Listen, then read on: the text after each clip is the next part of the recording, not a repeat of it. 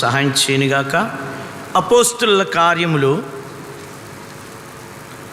20వ అధ్యాయము, అపోస్తుల కార్యములు 20వ అధ్యాయము 35వ వచనము మనందరము కలిసి చదువుకుంటాం. అపోస్తుల కార్యములు 20వ అధ్యాయము 35వ వచనము మనం కలిసి చదువుకుందాం. మీ భాగములు స్పష్టంగాను అర్థమైనట్లు మీరు నెమ్మదిగా చదవండి. మీరును ఇలాగు ప్రయాసపడి బలహీనులను సంరక్షింపవలననియు పుచ్చుకునుట కంటే ఇచ్చుట ధన్యము అని ప్రభు అయిన యేసు చెప్పిన మాటలు జ్ఞాపకము చేసుకునవలనియు విషయంలో మీకు మాదిరి చూపుతానని చెప్పాను. ఈ మధ్య భాగము మనం కలిసి చదువుకుందాం. పుచ్చుకునుట కంటే ఇచ్చుట ధన్యం అన్నమాట. కలిసి చదువుదాం. పుచ్చుకునుట కంటే ఇచ్చుట ధన్యము. చదవబడిన లేఖన భాగము దేవుడు దీవించి చేరువచ్చిన మనతో మాట్లాడినట్లు సహాయం కొరకై ప్రార్థన చేసుకుందాం. మోకరించండి. మా ప్రేమగల మా ప్రియమైన తండ్రి, జీవాధిపతి అయిన మా దేవా, మా రక్షణకు కారణభూతులకు మా ప్రియమైన తండ్రి, మీ కుమారుడైన యేసుక్రీస్తు ప్రభువారిలో మీరు పిలిచిన మీ పరిశుద్ధమైన పిలుపును బట్టి మీకు వందనాలు. మమ్మల్ని మీ స్వకీయ సంపాద్యము సొత్తుగా మీరు చేసుకున్నారు. దయగల తండ్రి, మీరు అనుగ్రహించిన ఈ పరిశుద్ధ దినాన్ని బట్టి మీకు వందనాలు. పరిశుద్ధ సంఘముగా మేము కూడి వచ్చి పరిశుద్ధుడైన దేవా మిమ్మల్ని ఆరాధించే సమయము మాకు దీవెనకరగా మీరు చేయనట్లుగా మీరు కృప చూపించండి. దయగలిగిన తండ్రి, మీరు అనుగ్రహించినటువంటి ఈ శక్తిగల లేఖన భాగాలు బట్టి మీకు వందనాలు. ఈ లేఖన భాగంలో మీరు ఆస్వాదించి విరిచి మాకు పంచిపెట్టండి. దేవా, మీరు రక్తం ఇచ్చి కొనుక్కున్న ఈ విలువైన దేవా మీ ప్రజలకు పరిచర్య చేయడానికి దేవా నిష్ప్రయోజనమైనటువంటి దాసుడును, దేవా ఎటువంటి యోగ్యత లేటువంటి వాడును కనుక ఆత్మ ప్రాణ దేహాలు మీకు సమర్పించుకుంటూ మీ పాదం ఎద్దుకు వచ్చి ఉన్నాను. కొలత లేని ఆత్మతో మీరు నన్ను నింపండి. ప్రియమైనటువంటి ప్రభువా, మీ సిలువ చాటు మరుగుపరుచుకొని నన్ను కూడా మీరు వాడుకోండి. నీ నోట ఉన్న మాట నా నోట ఉంచుము, మీ అరచేతులను కప్పుము. నన్ను కూడా మీరు వాడుకోవలసినగా ప్రార్థన చేస్తూ మమ్మల్ని అందరినీ ఆరాధన కొరకై సిద్ధపరచమని ప్రార్థన చేస్తూ యేసుక్రీస్తు ప్రభువారి నామమును బట్టి వందనాలు చెల్లించి ప్రార్థిస్తున్నాము తండ్రి. ఆమేన్.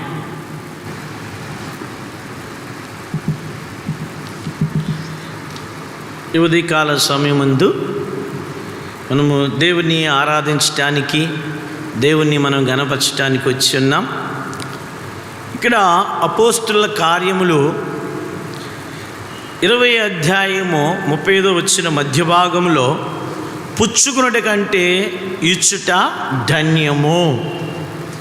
దాని ఇంగ్లీష్ బైబిల్లో అక్కడ రాయబడిన మాట ఏంటంటే more blessed to give than to receive. పుచ్చుకునుట కంటే ఇచ్చుట ధన్యము.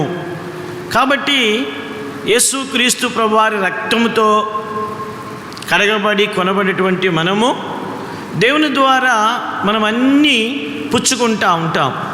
అయితే దేవుని వాక్యంలో చెప్పబడిన ప్రకారం చూస్తే పుచ్చుకొనుట మంచిదే, పుచ్చుకొనుట ఆశీర్వాదమే, పుచ్చుకొనుట ఎంతో ధన్యతే. అయితే దేవునికి ఇచ్చేది కూడా ఎంతో గొప్ప ఆశీర్వాదం. అందుకే పరిశుద్ధ గ్రంథములో మనం ఎక్కడ చూసినా ప్రార్థన ఒక ఆశీర్వాదం తీసుకొని వస్తే ఆరాధన రెండింతల ఆశీర్వాదాన్ని తీసుకొని వస్తుంది.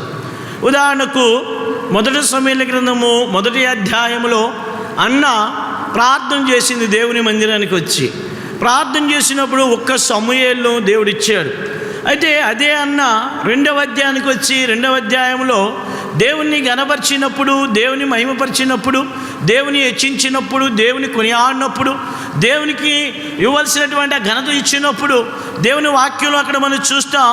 అక్కడ అన్నాకు దేవుడు 3 కుమారులను 2 కుమార్తెలను ఇచ్చాడు.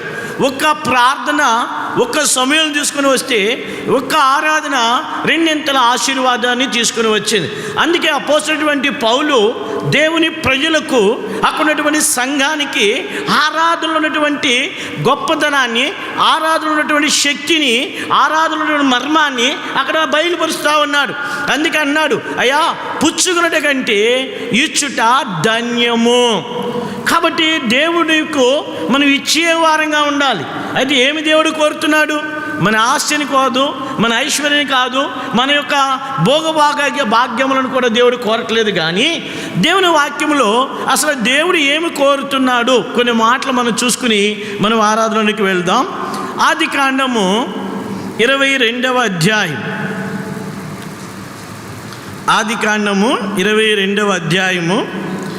22వ అధ్యాయం మనందరికీ ఎంతో సుపరిచితమైనటువంటి భాగం ఇది మనందరికీ తెలిసిన భాగమే. అయితే చూడండి, 22వ అధ్యాయము మొదటి వచనం వచ్చేటప్పటికి మొదటి వచనం చూడండి. ఆ సంగతులు జరిగిన తరువాత దేవుడు అబ్రహామును పరిశోధించెను. ఎట్లనగా ఆయన అబ్రహామా అని పిలువగా అతడు చిత్తము ప్రభువా అనేను. చూడండి, అబ్రహాము ఇక్కడ మనకు ఈ యొక్క దృశ్యంలో ఏం కనబడుతున్నాడంటే దేవుడు యజమానుడిగా కనబడుతున్నాడు, అబ్రహాము దాసుడిగా కనబడుతున్నాడు. కాబట్టి ఏ సమయంలో తెలియలేదు కానీ దేవుడు పిలిచాడు, అబ్రహామా అనగానే వెంటనే అబ్రహాం అన్నాడు, అయ్యా నీ ఏమన్నాడు? చిత్తము ప్రభువా. ఏంటి ఇక్కడ? దాసుడు, యజమానుడు. కాబట్టి మలాకీ గ్రంథంలో మనం చూస్తే మొదటి అధ్యాయంలో అక్కడ అంటున్నాడు, దేవుడు అన్నాడు, చూడండి ఆ మాట, మలాకీ గ్రంథము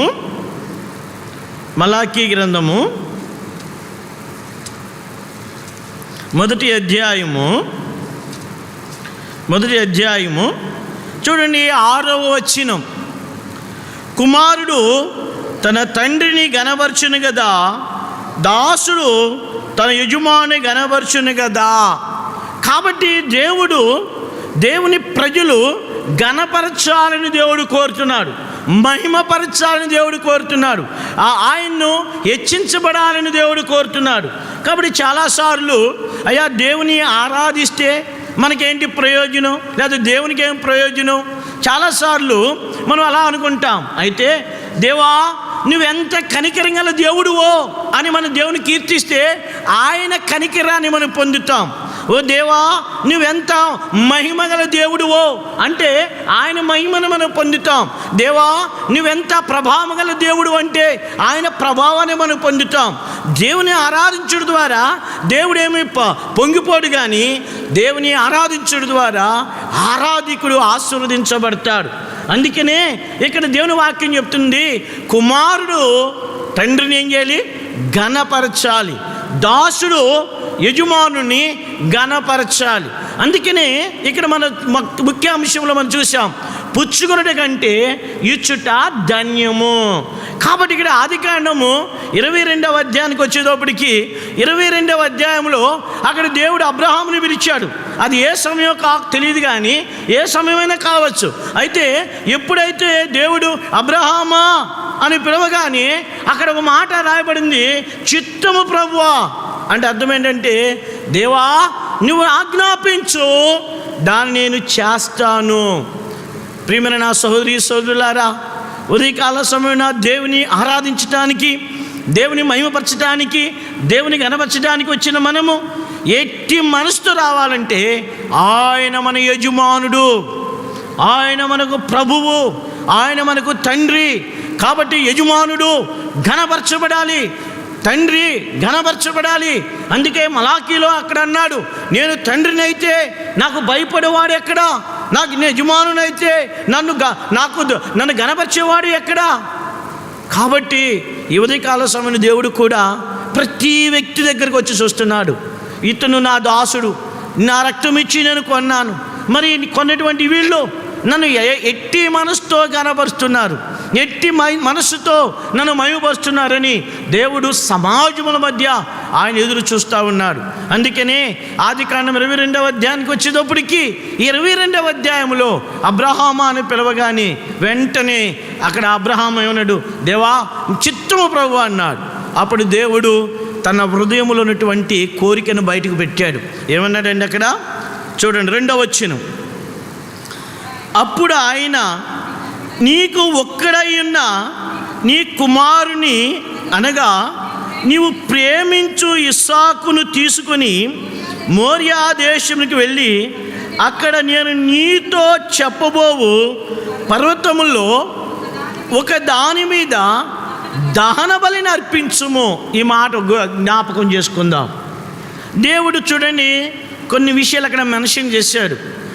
ఎప్పుడైతే అబ్రహాము నీ చిత్తము ప్రభువా అని అనగానే దేవుడు అక్కడ అన్నాడు, ఏమన్నాడంటే, అబ్రహామా నీకు ఒక్కడైన నీ కుమారుని, అక్కడ రెండవది మాట మాట్లాడాడు, నీవు ప్రేమించుచున్న ఇస్సాకును. చూడండి, అంటే ఆరాధన ఏంటంటే మనం దేన్నైతే ఎక్కువగా ప్రేమిస్తామో అది దేవునికి సమర్పించడమే. కాబట్టి అబ్రహాముకి అన్నీ ఉన్నాయి, అన్నిటిని ప్రేమించలేదు, కానీ తన వృద్ధాప్యంలో పుట్టినటువంటి కుమారుడైనటువంటి ఇస్సాకును ఎక్కువగా ప్రేమించాడు. కాబట్టి ఇప్పుడు దేవుడి కోరిక ఏంటంటే, ఇప్పుడు వరకు అబ్రహాము నన్ను ప్రేమించాడు, ఇప్పుడు అబ్రహాముకి దేవునికి మధ్యలో ఇస్సాకు వచ్చాడు, ఇస్సాకు చుట్టే తిరుగుతున్నాడు, ఇస్సాకు చుట్టూనే ఉంటున్నాడు. ఇప్పుడు దేవుడి కోరిక ఏంటంటే, ఇప్పుడు అబ్రహాముని పరిశోధిస్తా, అబ్రహాము నాకు ఎక్కువ ప్రాముఖ్యత ఇస్తాడా, కుమారునికి ప్రాముఖ్యత ఇస్తాడా? చూడండి నా ప్రియమైన సోదరి సోదరులారా, అన్నిటికంటే మన ఆరాధన అంగీకరించాలంటే మన ఆరాధనలో మొట్టమొదటి ఆధిక్యత దేవునికి ఇవ్వాలి. ఆ ఆరాధనలో క్రైమ్ కనబడాలి, ఆ ఆరాధనలో సమర్పణ కలిగి ఉండాలి. అందుకే దేవుడు చూడండి ఇక్కడ అబ్రహాముతో చెప్పిన మాట ఏమిటంటే, ఓ అబ్రహామా నీవు ప్రేమించున్న నీ కుమారుడు, ఒక్కడైన నీ కుమారుడు, నేను చూపించు దేశమునకు, చూడండి ఏ దేశమునకు, మోరియా దేశమునకు నువ్వు అక్కడికి వెళ్ళాలి అన్నాడు. అంటే దహన బలి అర్పించాలి, రెండవది ప్రేమించేది ఇవ్వాలి, మూడవది ఆ దహన బలి అర్పించాలంటే ఆయన ప్రయాణము క్రైముతో కూడింది. ఈ క్రైముతో కూడినటువంటి ఈ ఆరాధనను దేవుడు కోరుతున్నారు. ఉదాహరణకు మనం దేవుని ఇంటికి రావడానికి మనము ఆదివారం బయలుదేరుతూ ఉంటాం. ఒకవేళ ఆటో దొరకకపోయినా, ఒకవేళ బండి దొరకకపోయినా ఎంతో వ్యసన పడుతూ ఉంటాం. అలాగున మనము వ్యసన పడుతూ, అలాగున మనము సణుగుతూ గొణుగుతూ, అబ్బా ఏంటి ఎప్పుడే వచ్చామా, ఎప్పుడు వెళ్ళిపోదామా, ఎప్పుడు అయిపోతుందా అని మనం ఇక్కడ కూర్చున్నాం అనుకోండి, నువ్వు ఎంత ఆరాధించినా అట్టి ఆరాధన దేవుడు అంగీకరించడు. కాబట్టి దేవుడిని ఏ పరిస్థితి గుండా నువ్వు తీసుకెళ్తాడో, అది కష్టమైన, బాధ అయినా, ఇబ్బంది అయినా, ఇరుకైన, దుఃఖమైన, కాలినడకనైనా నీ దాంట్లో ఏం కనబడాలంటే నీ సంతోషం కనబడాలి, ఆ యొక్క క్రైములో సమర్పణ కనబడాలి. అందుకని అబ్రహాము అక్కడికి వెళ్ళాడు. వెళ్ళిన తర్వాత జరిగిన సంగతి చూడండి. ఇక్కడ రాయబడిన మాట ఏంటంటే 9వ వచనం, క్షమించి అక్కడికంటే కాదు 5వ వచనం చూడండి. తన పనివారితో మీరు గాడిదతో ఇక్కడనే ఉండి, నేను ఈ చిన్నవాడును అక్కడికి వెళ్ళి దేవునికి మ్రొక్కి మరలా మీ యొద్దకు వచ్చేదామని. మ్రొక్కి అని తెలుగులో రాయబడింది, ఇంగ్లీష్ బైబిల్ ఏం రాయబడి ఉంటుందండి? వర్షిప్. ఏం చేస్తాం? మేము ఆరాధించి వస్తాం. చూడండి అక్కడ దేవుడు స్పష్టంగా చెప్పిన మాట ఏంటంటే, అయ్యా అబ్రహామా నీవు ప్రేమించే ఇస్సాకు, ఒక్కడైన ఇస్సాకు. కాబట్టి ఒకవేళ ఇస్సాకు కానీ అక్కడ కానీ చంపబడితే ఇస్సాక్కి అబ్రహాముకి సంతానం లేదు. కాబట్టి అది తెలిసి కూడా అబ్రహాము తన కుమారుని ఇవ్వడానికి ఏం చేయలేదు? వెనుతీయలేదు. జాగ్రత్తగా గమనించండి. కాబట్టి అబ్రహాముకి దేవునికంటే ఇస్సాకు ఎక్కువ కాదు, అబ్రహాముకి దేవునికంటే తన ఆరోగ్యం ఎక్కువ కాదు, అబ్రహాముకి దేవునికంటే తన ప్రయాసం ఎక్కువ కాదు. ఆయా ప్రయాసం అంతా కూడా ఏం కనబడుతుందంటే దేవుని నేను సంతోషపరచాలి, దేవుని నేను ఆనందింపజేయాలి, దేవుని నేను మ్రొక్కాలి, దేవుని నేను ఆరాధించాలి. చూడండి నా ప్రియమైన సోదరి సోదరులారా, దేవునికి ఇవ్వడానికి వచ్చాడు. కాబట్టి మనం కూడా ఇవ్వడానికి వచ్చాం. వచ్చిన మనము అబ్రహాము లాంటి ఆరాధన లాంటి మనం తీసుకుని రావాలి. అబ్రహాము ఇక్కడ తీసుకొచ్చినటువంటి ఈ యొక్క బలి అర్పణ చూసినప్పుడు ఆయన ఎంతో విశ్వాసంతో పనివారితో చెప్పాడు. ఏమని చెప్పాడు? నేనును ఈ చిన్నవాడు మ్రొక్కి అంటే ఆరాధించి మరలా వస్తాము. ఇది ఎక్కడ ఏ పర్వతం? ఇది మోరియా పర్వతం. కాబట్టి బైబిల్ పండితులు చెప్తారు నుండి తీసినట్టు స్థలమని బైబిల్ పండితులు చెప్తారు. అదే మోరియా పర్వతం దేవాలయం కట్టబడింది. దేవుడు ఎక్కడైతే అడుగు పెట్టాడో ఆ స్థలంలో మందసం పెట్టబడింది. కాబట్టి ఇక్కడ అబ్రహాము యొక్క బలి అర్పణ, ఈ బలి అర్పణ చేస్తున్నప్పుడు జరిగిన సంగతి చూడండి. ఇక్కడ 9వ వచనం చూడండి. 9 అలాగూ వారిద్దరు కూడి వెళ్ళి దేవుడు అతనితో చెప్పిన చోటికి, గుర్తుపెట్టుకోండి ఇక్కడ ఎక్కడికి వెళ్ళాడండి? సార్ దేవా అంత దూరం ఎందుకులే దేవా, నేను ఎక్కడ ఉంటే సరిపోలేదా? ప్రక్క దగ్గరికి వెళ్తే సరిపోలేదా? లేదా పక్కన ఉన్నాయి కదా అక్కడికి వెళ్తే సరిపోలేదా? దైవజనుడు భక్త సింగ్ గారు దైవ మర్మాల్లో రాశాడు. ఆ మాట చాలా సంవత్సరాలు చదివాను. దుప్పి మంచి నీరు కొరకు అంటే స్వచ్ఛమైన జలాల కొరకు ఏం చేస్తుంది? కొన్ని వేల కిలోమీటర్లు ప్రయాణం చేస్తుంది. ఆ ప్రయాణంలో తన ప్రాణాన్ని పోగొట్టుకోవచ్చు, కానీ తన ఆశ ఏంటంటే తెలుసా? దుప్పి నీటి వాగుల కొరకు ఆశపడినట్లు. దుప్పి వెళుతున్న సమయంలో అనేక మురికి గుంటలు ఉంటాయి.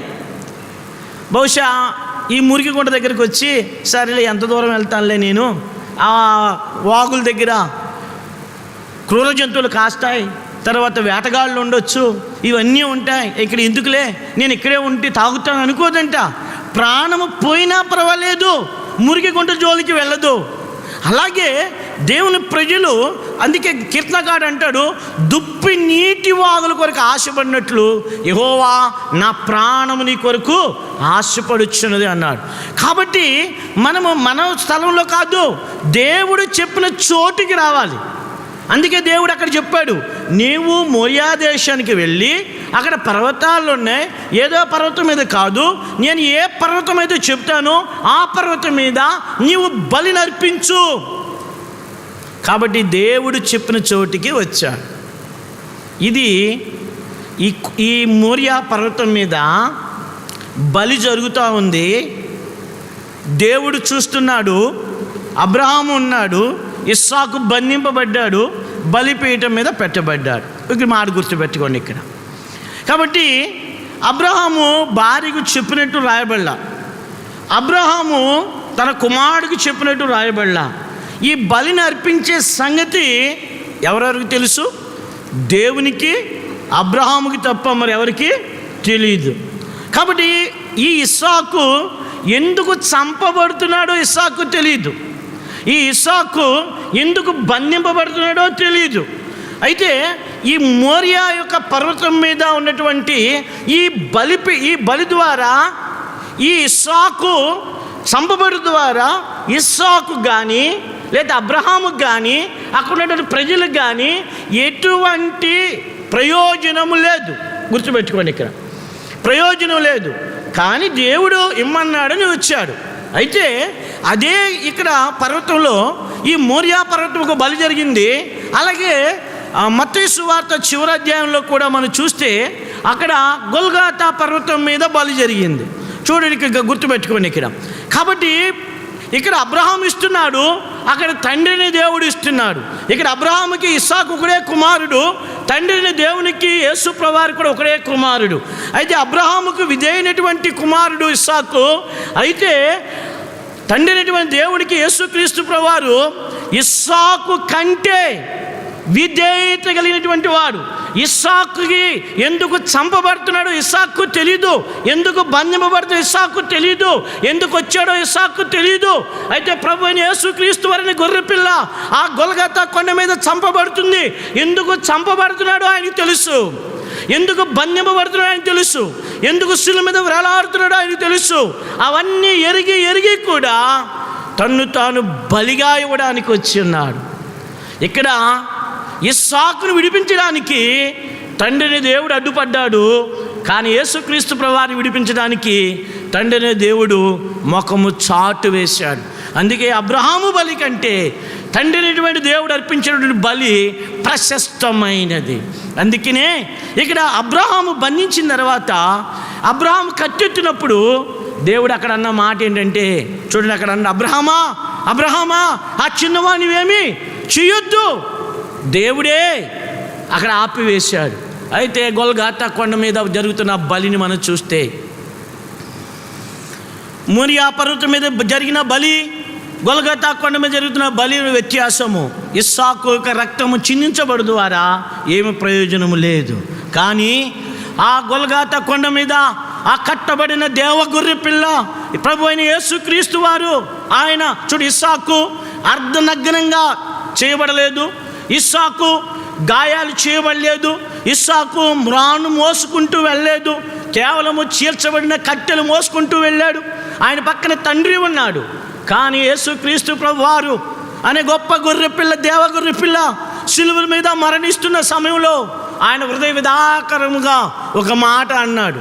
యేసు ప్రభువారు ఒక మాట చెప్పాడు ధైర్యంగా యోహాను సువార్తలో, నేను ఎల్లప్పుడూ ఒంటరిగా లేను, నా తండ్రికి ఇష్టమనేవి చేస్తున్నాను కనుక ఆయన నాతో కూడా ఉన్నాడు. మరి అలాంటి ధైర్యంతో సిలువ దగ్గరకు వచ్చినప్పుడు యేసు ప్రభువారు తండ్రిని చూసినప్పుడు అక్కడ యేసు ప్రభువారికి ఎవరు కనబడలేదు? తండ్రి కనబడలేదు. అక్కడ యేసు ప్రభువారు ఒక మాట మాట్లాడారు. ఏమన్నారు? నా దేవా నా దేవా నీ వేళ నా చెయ్యి విడచితివి. చూడండి, యేసుక్రీస్తు ప్రభువారి యొక్క బలి అర్పించే సమయంలో, ఆయన చంపబడేటువంటి సమయంలో ఆయన వస్త్రాలన్నీ లాగివేయబడ్డాయి, ఆయన దేహమంతా గాయపరచబడింది, ఆయన ముఖమంతా ఉబ్బిపోయింది, ఆయన అవమానాన్ని చూడండి. ఆయన ఎంతమంది అవమానపరిచారు?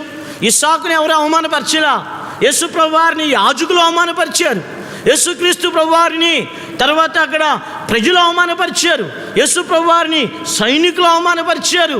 అలాగే పక్కనటువంటి దొంగలు కూడా యేసు ప్రభువారిని ఏం చేశారు? అపహాస్యం చేశారు. ఒక పక్కన యేసుక్రీస్తు ప్రభువారు అపహాస్యం చేయబడుతున్నారు, ఒక పక్కన యేసు ప్రభువారి యొక్క రక్తము ధారలుగా కారపడుతుంది, ఒక పక్కన ఆయన నమ్ముకున్న, ఆయన ఎంతో విశ్వాసముతో నమ్మకముతో తండ్రి నాకున్నాడు, నాతో పాటు ఉంటాడు అనుకుని వచ్చిన తండ్రి కూడా ముఖం ఏం చేశాడు? చాటి వేశాడు. ఎందుకంటే అదే సమయంలో మానవుని యొక్క పాపము, దేవుని యొక్క ఉగ్రత రెండు సిలువలో కుమ్మరించబడ్డాయి. సిలువలో ఎప్పుడైతే కుమ్మరించబడినప్పుడు చూడండి, మానవుని యొక్క పాపము, దేవుని యొక్క ఉగ్రత, ఈ రెండు యేసు ప్రభువారు భరించిన కారణాన్న యెషయా గ్రంథం 53 అధ్యాయంలో రాయబడింది, ఆయన చూచుటకు ఏం లేదు, స్వరూపమైనను సొగసైన లేదు, చూడనొల్లని వాడిగాను, వ్యాధిగ్రస్తుడిగాను, వ్యసనాక్రాంతుడిగాను మన కొరకు చేయబడ్డాడు. ఆయన రూపం పోగొట్టుకున్నాడు. అందుకే నేను పరమగీతం చదివితే 5వ అధ్యాయంలో షోలమితి అక్కడ వర్ణించింది, నా ప్రియుడు రత్నవర్ణుడు ధవలవర్ణుడు 10,000లో అతి కాంక్షణీయుడు. 10,000లో గుర్తించవచ్చు నాయన. అంటే యేసుక్రీస్తు ప్రభువారి శిలువ మీదకి వచ్చిన తర్వాత ఆయన గుర్తించలేనటువంటి వాడిగా అయిపోయాడు, స్వరూపమంతా కోల్పోయాడు, సొగసంతా కోల్పోయాడు, చూడనొల్లని వాడిగా చేయబడ్డాడు, వ్యాధిగ్రస్తుడిగా చేయబడ్డాడు, వ్యసనాక్రాంతుడిగా చేయబడ్డాడు. కాబట్టి మోరియా పర్వతం జరిగినటువంటి బలి, ఈ యొక్క ఇస్సాకు కూడా లాభం లేదు. ఇస్సాకు ఎందుకు చంపబడుతున్నాడో తెలియదు. ఇస్సాకు యొక్క రక్తము ఎవరికి కూడా పాపక్షమాపణ తీసుకుని రాలేదు. అయితే గొల్గొతా కొండ మీద చేయబడినటువంటి ఈ బలి, ఈ అర్పణము సర్వలోక మానవుల పాప పరిహారార్థమై యేసుక్రీస్తు రక్తము చిందించబడిన కారణాన్న అప్పటి వరకు ఆదాము నుంచి వచ్చినటువంటి శాపమంతా యేసుక్రీస్తు ప్రభువారు దాన్ని విరగగొట్టి ఉన్నాడు. అందుకే చూడు, ఎబ్రీ పత్రిక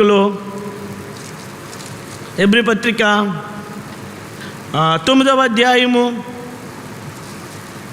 ఎబ్రీ పత్రిక 9వ అధ్యాయము చూడండి 11వ వచనము చూడండి. అయితే క్రీస్తు రాబోవచ్చున్న మేలు విషయమై ప్రధాన యాజకుడిగా వచ్చి తానే నిత్య నిత్యమైన విమోచనము సంపాదించి, విమోచనం. కాబట్టి మోరియా పర్వతం మీద జరుగుతున్న బలి ద్వారా ఎవరికి విమోచనం లేదు. ఎవరికి? అబ్రహాముకి కానీ ఇస్సాకు కానీ అక్కడ ప్రజలకు విమోచనం లేదు. అయితే గొల్గాతా కొండ జరిగిన బలి ద్వారా యేసుక్రీస్తు ప్రభువు దేవ గొర్రెపిల్ల చంపబడు ద్వారా, ఆ దేవ గొర్రెపిల్ల రక్తము కార్చబడు ద్వారా, ఆ దేవ గొర్రెపిల్ల అర్పణంగా చేయబడు ద్వారా మానవాళందరి కొరకు రాయబడింది. క్రీస్తు ఎలాగొచ్చినాడండి? రాబోచున్న మేలుల విషయమై ప్రధాన యాజకుడిగా వచ్చాడు. మన ప్రభు అయిన యేసుక్రీస్తు వారు దేవగొర్రె పిల్లగా కనబడుతున్నారు. అదే సమయంలో యేసుక్రీస్తు ప్రభు వారు ప్రధాన యాజకుడిగా వచ్చాడు. ఈ ప్రధాన యాజకుడు ఏం తీసుకొచ్చాడు? విమోచనం తీసుకొచ్చాడు. కాబట్టి తర్వాత ఇక్కడ 12వ వచనం, మేకల యొక్కయు కోడెల యొక్కయు రక్తముతో కాక తన స్వరక్తముతో ఒక్కసారి పరిశుద్ధ స్థలములో ప్రవేశించెను. చూడండి, ప్రతి ప్రధాన యాజకుడు తనది కానీ మేకల కోడెల యొక్క రక్తం తీసుకుని వచ్చి సంవత్సరానికి ఒకసారి తీసుకుని వచ్చేవారు. మాటి మాటికి బలులు అర్పించేవారు.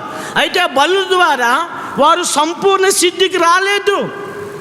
పదార్థాలు చూస్తాం మాట, టైం అవుతుంది కనుక. ఆ ఆరాధకునికి ఏం లేదు, సంపూర్ణ సిద్ధి జరగల. అయితే యేసుక్రీస్తు ప్రభువారు ఒక్కసారి తన రక్తము చేత పట్టుకుని ప్రవేశించడం ద్వారా జరిగిన సంగతి ఏమిటంటే 14వ వచనం చదవండి. నిత్యుడగు ఆత్మ ద్వారా తన్ను తాను దేవునికి నిర్దోషిగా అర్పించుకున్న క్రీస్తు యొక్క రక్తము నిర్జీవ క్రియలను విడిచి జీవము గల దేవుని సేవించుటకు మీ మనస్సాక్షిని ఎంతో ఎక్కువగా శుద్ధి చేయును. చూడండి, ఇక్కడ అన్నాడు యేసుక్రీస్తు ప్రభువారు నిత్యుడగు ఆత్మ ద్వారా ఆయన ఎలాగ తీర్చబడ్డాడు? నిర్దోషిగా తీర్చబడ్డాడు. ఈ నిర్దోషిగా తీర్చబడిన ఈయన యేసుక్రీస్తు యొక్క రక్తము ఏం చేయబడింది? నిర్జీవ క్రియలు, అంటే జీవము లేని క్రియలు. ఈ జీవము లేని క్రియలను విడిచి జీవము గల దేవుని సేవించడానికి మన మనస్సాక్షిని ఏం చేసిందండి? ఎంతో, దానికి ఇంకేం లేదు. అందుకే అంటాడు, దేవుడు లోకముని ఎంతో ప్రేమించెను. ఒక చిన్న ఉపమానం నేను చెప్తా. దేవుడు మనల్ని ప్రేమించాడు. ఎంత ప్రేమతో ప్రేమించాడు దానికి ఉదాహరణకు, ఒక రాజుగారు ఒక మంత్రి గారు దేశ పర్యటనకు వెళుతూ ఉన్నారు. ఒక సాధువు, సన్యాసి వేరండి, సాధువు వేరు. సాధువు అంటే బాల్యము నుంచి సకలమైనటువంటి సౌకర్యాలు త్యజించి వారు సామాన్యమైన జీవితం జీవించేవారు సాధువులు అంటారు. సన్యాసులు వేరు, అంటే సంసారం చేయలేక, పని చేయలేక విడిచి పారిపోయి అడుక్కుని తింటారు వాళ్ళు సన్యాసుల గురించి కాదు ఇక్కడ మాట్లాడి. ఒక సాధువు బయలుదేరి వస్తూ ఉంటే రాజుగారు గుర్రం దిగి నమస్కారం చేశాడు. నమస్కారం చేసినప్పుడు ఆ మంత్రికి ఇష్టం లేదు. దేశాన్ని వెళ్ళే గొప్ప రాజు ఒక సామాన్యమైన సాధువుకి మోకరిల్లటము ఈయనకి అసహ్యంగా అనిపించినప్పుడు అప్పుడు పక్కకి వచ్చిన తర్వాత అన్నాడు, రాజా, నువ్వు దేశాన్ని పరిపాలించే రాజువి, నీ కింద మంత్రులు ఉన్నారు, సేనాధిపతులు ఉన్నారు, సైన్యం ఉంది, దేశం ఉంది. ఒక ఏమీ లేని వాడికి నువ్వు సాష్టాంగ నమస్కారం పెడుతున్నావు ఏమిటి? ఎంత విచారకర సంగతి, నీకు సిగ్గు లేదా అని అడిగాడు. రాజుగారి బాధ్యత వచ్చి సరేలేదండి అని చెప్పి వెళ్ళిపోయిన తర్వాత రెండవ రోజున పిలిచి రాజుగారు ఒక మాట చెప్పాడు. మంత్రి గారు, నాకు 3 కోరికలు ఉన్నాయి, తీరుస్తారా? తీరుస్తాను సార్ అన్నాడు. మీరు వెళ్ళి ఒక మేక తలకాయ తీసుకురండి అన్నాడు. వెంటనే మేక తలకాయ తీసుకొచ్చాడు. తర్వాత ఒక పులి తలకాయ తీసుకురండి అంటే ఒక పులిని చంపి తీసుకొచ్చారు. తర్వాత సార్ 3 చెప్పండి అంటే ఒక మనిషి తలకాయ తీసుకురా అన్నాడు. మనిషి తలకాయ చచ్చిపోయిన తీసుకొచ్చి ఇచ్చారు. తర్వాత మీరు వెంటనే అర్జెంటుగా వెళ్ళి రాజ్యంలో ఒక దండోర వేయండి, రాజుగారు బహుమతులు ఇస్తారు, మీరందరూ రావాలన్నప్పుడు ఆ రాజ్యంలో ఉన్న వాళ్ళు చిన్నవాళ్ళు మొదలుకొని పెద్దవారి వరకు కూడా అందరికి ఎక్కిరిసిపోయింది రాజప్రసాదం. అప్పుడు రాజుగారు ఈ మేక తలకాయ పైకెత్తి ఇది ఎవరికి కావాలి అని అడిగాడు. అందరూ మాకు కావాలండి, మాకు కావాలండి అంటే వేటకూర కాబట్టి మాకు కావాలండి అని అడిగారు. అప్పటికే చచ్చిపోయింది. చచ్చిపోయిన తలకాయకి ఏముంది? విలువ వచ్చింది. తరువాత పులి తలకాయని పైకెత్తి ఇది ఎవరికి కావాలంటే అబ్బా పులి తలకాయ కూడా మంచిదే అని చెప్పి వాళ్ళు కూడా ఎగబడ్డారు. లాస్ట్కి మనిషి తలకాయ చేయి పైకెత్తి తల పైకెత్తి ఇది ఎవరికి కావాలరా అన్నాడు. అక్కడ ఆయన భార్య ఉంది, నాకు కావాలంట్లా. అక్కడ ఆయన కొడుకులు ఉన్నారు, నాకు కావాలంట్లా. అన్నలు ఉన్నారు, నాకు కావాలంట్లా. తమ్ముళ్ళు ఉన్నారు, నాకు కావాలంట్లా. ఎవడూ వద్దు ఆ తల. అప్పుడు రాజు చెప్పాడు, మనిషి బ్రతుకున్నంత వరకేనయ్యా ఈ విలువ, చచ్చిపోతే వెంటనే ఏం చేస్తారు? మనల్ని తీసుకెళ్ళి పాడేస్తారు. అలాంటి విలువ లేనటువంటి తలకు దేవుడు ఏమిచ్చాడు? మనకి విలువనిచ్చాడు. అందుకే ఎఫెసీ పత్రిక 2వ అధ్యాయంలో అక్కడ పౌలు అంటాడు, చచ్చిన మిమ్ములను యేసుప్రభువారితో బ్రతికించాడు. యేసుప్రభువారు చచ్చిన శవాలు కొనడానికి వచ్చాడండి. చచ్చిన శవాలకి విలువను ఎవరిని కొంటాడా? ఎవరు కూడా కొనరు. అలాంటి చచ్చిన బ్రతుకులను యేసుక్రీస్తు ప్రభువు తన రక్తం ఇచ్చి కొన్నాడు. గొల్గాతలో జరిగినటువంటి బలి అర్పణ, తండ్రి అయినటువంటి దేవుడు అర్పించిన గొప్ప అర్పణ మన మనస్సాక్షిని ఎంతో ఎక్కువగా ఏం చేసింది? శుద్ధి చేసింది. అందుకే అబ్రహాము ఇచ్చాడు. అందుకే మన యొక్క ముఖ్య అంశము పుచ్చుకున్నట్టు కంటే ఇచ్చుట ధన్యము. అబ్రహాం ఇచ్చాడు. ఇచ్చినప్పుడు దేవుడు అన్నాడు, అబ్రహామా నీవు నాకు భయపడుచున్నావు అని నేను ఇప్పుడు ఎరిగి ఉన్నాను. కాబట్టి దేవుడు యేసుక్రీస్తు ప్రభువారిని మనకి ఇవ్వడం ద్వారా తండ్రి మనల్ని ఎంతగా ప్రేమించాడో, తండ్రి మనల్ని ఎంతగా ఇష్టపడుతున్నాడో తన ఒక్కడైన కుమారుని ఇవ్వడానికి వెనుతీయలేదు. తండ్రిని దేవునికి తెలుసు, యేసుక్రీస్తు ప్రభువారికి తెలుసు, యేసు ఎందుకు భూమి మీదకి పంపబడుతున్నాడో తెలుసు, ఆయన ఎంత అవమానపడుతున్నాడో తెలుసు, ఎంత నిందించబడుతున్నాడో తెలుసు. శిలువ మరణం అనేది బైబిల్ రాయబడింది, శాపగ్రస్తుడు ఉంటాడు. శాపగ్రస్తుడు. ఎబ్రీ పత్రికలో మనం చూస్తాం, పవిత్రుడు అండి యేసుప్రభువారు. చూడండి 7వ అధ్యాయం 26వ వచనంలో ఏమని రాయబడింది? పవిత్రుడు, నిర్దోషి, నిష్కల్మషుడు, పాపుల్లో చేరక ప్రత్యేకంగా ఉన్నటువంటి దేవుడు. చూడండి, పరమందు ఆకాశమందు మిక్కిలి హెచ్చినవాడు భూమి కంటే తానే తగ్గించుకుని వచ్చాడు. పరలోకంలో ఆయనకంటే ఒక గొప్పవాడు లేడు. భూమి మీదకి వచ్చేవాడినప్పుడు ఆయనకంటే దరిద్రుడు ఎవడు లేడు. దరిద్రుడుగా వచ్చాడు. ఈ బలి అర్పణ మనకు, అందుకే ఇక్కడ అంటాడు నిత్యుడగు ఆత్మ ద్వారా. తండ్రిని దేవునికి అక్కడ రాయబడింది ఏంటండి? తన్ను తాను దేవునికి నిర్దోషినిగా అర్పించుకొనిన క్రీస్తు యొక్క రక్తము ఏం చేసింది? మనకి నిర్జీవ క్రియలు విడిచి జీవము గల దేవుని సేవించటానికి మనస్సాక్షి ఎంతో ఎక్కువగా శుద్ధి చేసింది. అయితే రక్షణ ఎందుకు ఇచ్చాడు? ఒక్క మాట చూసి ముగిస్తానండి. లూకా సువార్త 1వ అధ్యాయం. మనం సేవించటానికి కడగబడ్డాము. ఇప్పుడు చూడండి, లూకా సువార్త 1వ అధ్యాయము. ఇక్కడ దేవుని జకర్యా ఆరాధిస్తున్నాడు. 75వ వచనము చివరిలో రాయబడింది మనము అని చదవండి ఎవరైనా. మనము శత్రువుల చేతి నుండి విడిపింపబడి మన జీవిత కాలమంతయు నిర్భయులమై ఆయన సన్నిధిని పరిశుద్ధముగాను నీతిగాను ఆయన్ను సేవించటానికి అనుగ్రహించుట ఈ రక్షణ కలుగు చేసాను. రక్షణ ఎందుకండి? జీవితకాలము ఏమన్నా చేసాడండి? శత్రువుల చేతుల నుంచి చేయబడ్డా మనం విడిపించబడ్డాము. తరువాత నిర్భయులమై అంటే అర్థమేంటి? భయము లేని వారముగాను ఆయన్ని పరిశుద్ధముగా నీతిగాను సేవించటానికి ఈ గొప్ప రక్షణ మనల్ని అనుగ్రహించాడు. అందుకే అబ్రహాము దేవుని ఆరాధించాడు. తన ఒక్కడైన కుమారుణ్ణి అర్పించి దేవుని ఆరాధించాడు. తండ్రి అయినటువంటి దేవుడు మనము కూడా అబ్రాహాములాగా ఆరాధించాలని, మనము కూడా దేవుని కనబరచాలని, నిర్జీవ క్రియలు కలిగినటువంటి మనలను జీవము గల దేవుని సేవించటానికి, మన మనస్సాక్షి శుద్ధి చేయడానికి ఆ దేవగుర్రెపిల్లని యేసుక్రీస్తు ప్రభువారిని ఆ గొల్గొతా కొండ మీద ఆ బలి అర్పణ చేసినప్పుడు, ఆ బలి అర్పణ ద్వారా యేసుక్రీస్తు తండ్రిని దేవుడు సంతృప్తి పడ్డాడు కనుక మానవులమైన మనకు విమోచన, విడుదల, ఆ తర్వాత మన మనస్సాక్ష్యమైంది, శుద్ధి చేయబడింది, ఇప్పుడు రక్షణ దొరికింది. ఈ రక్షణ ద్వారా ఆయన ఇప్పుడు మనం ఏం చేయాలి? పరిశుద్ధముగాను నీతిగాను ఆయన్ని సేవించాలి. అందుకే పుచ్చుకున్నటి కంటే ఇచ్చుట ధన్యం. ఇప్పుడు మనం ఏమి ఇవ్వాలని రోమపత్రిక 12వ అధ్యాయంలో అపోస్తలుడైన పౌలు ఏమన్నాడు? సజీవ యాగముగా మీ శరీరములు ఆయనకు సమర్పించుకొనుడి. హోషేయ గ్రంథము చివరి అధ్యాయంలో కూడా వారు అంటారు, అయ్యా ఎడ్లకు బదులుగా ఏమిస్తున్నాం? మా పెదవులు ఇస్తున్నాం, ఇవే మా దగ్గర ఉన్నాయి, నువ్వు అంగీకరించేది ఇవే. కాబట్టి నా ప్రియమైన సోదరి సోదరుడా, ఉదయకాల సమయమున మనం అనేక సార్లు పుచ్చుకుంటున్నాం. అయితే దేవునికి ఇచ్చేటువంటి సమయం, ఇచ్చేటువంటి గంభీరమైనటువంటి సమయం ఇది.